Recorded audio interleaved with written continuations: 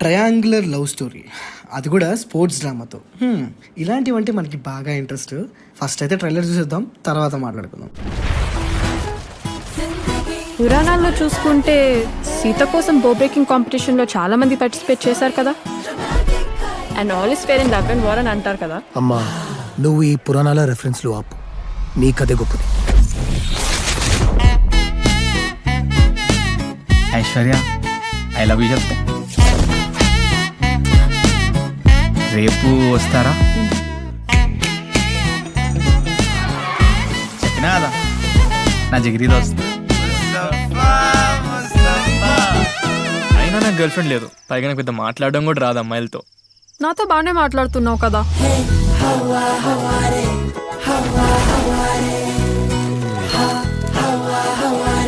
నిన్ను వాళ్ళతో ఫ్రెండ్షిప్ చేయొద్దు అనట్లేదు. మీ అత్త చాలా స్ట్రిక్ట్ అనుకుంటా. కమాన్, ఇచ్చేసుకోండి. మిస్కి నేను ఇప్పుడు క్లాస్లో ఉన్నాను, తర్వాత ఫోన్ చేస్తాను నీకు. Bye bye.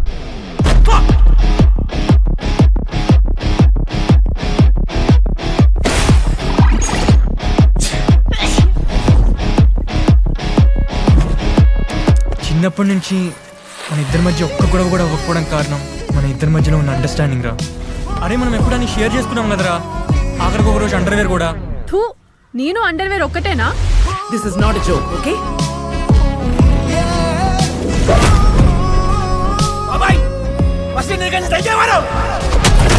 ఈ ప్రాబ్లం నువ్వే క్రియేట్ చేసినావు, నువ్వే సాల్వ్ చేయాలి.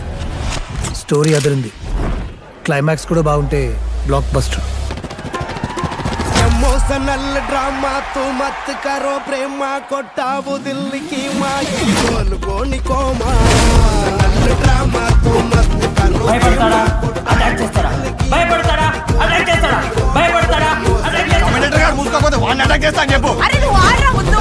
दिल की माँ ఇది बोल गोनी को माँ इमोशनल ड्रामा तू मत करो प्रेम ఈ మ్యాచ్ వదిలేస్తేనే better. Sometimes it's worth fighting for someone you love. అది మీకు అర్థం కాదే, because you never knew what love is. యుద్ధాలు చేయకుండా రాజ్యాలు గెలవలేము. ఇప్పుడు పెద్ద ఎలిజబెత్ రాణి, యుద్ధాలు రాజ్యాలు అంట. ఒక్కదానికే మీరా? నేనే.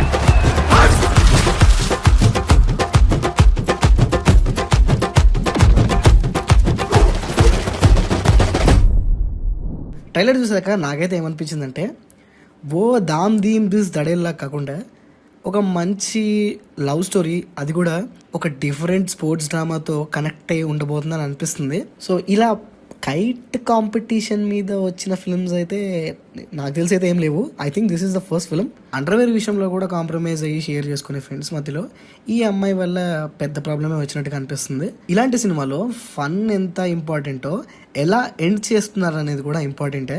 ఈ సినిమా పేరు అండ్ ఈ సినిమా జాన్రా ఇవన్నీ చూస్తుంటే సంక్రాంతికి వస్తే బాగుండు, బట్ ఈ సినిమా వచ్చేది మాత్రం క్రిస్మస్కి వస్తుంది. 25th డిసెంబర్ వస్తుంది. అయితే విజువల్స్, బ్యాక్గ్రౌండ్ స్కోర్, ఆ ఫన్నీ మూమెంట్స్ ఇవన్నీ బాగానే అనిపించినాయి ట్రైలర్లో. బట్ సినిమాలో ఎలా వర్కౌట్ అయితే చూద్దాము. ఈ సినిమా రిలీజ్ అయినాక రివ్యూలో మాట్లాడుకుందాం. యాక్చువల్లీ మధ్యలో ఒక సాంగ్ వచ్చింది, ఆ సాంగ్ కూడా నాకు బాగానే అనిపించింది. అంటే ఫన్ వైబ్ని తీసుకొచ్చింది. సో ఒక మంచి ఫ్రెండ్షిప్ అండ్ యునిక్ లవ్ స్టోరీని కనుక వీళ్ళు ప్రాపర్గా చూపించగలిగితే మనకి వర్కౌట్ అవుతుంది. ఆ ఫ్రెండ్షిప్ డ్రామా ఏదైతే ఉందో అది ప్రాపర్గా వర్కౌట్ అవ్వాలని ఎక్స్పెక్ట్ చేస్తున్నాను. సో లెట్స్ సీ ఇది ఎలా వర్క్ అవుతుందో. నాకైతే బాగానే అనిపించింది. మీకేమనిపించింది అనేది కింద కామెంట్స్లో మెన్షన్ చేయండి. సో అదండి matter. This is Pranav signing off team cinema.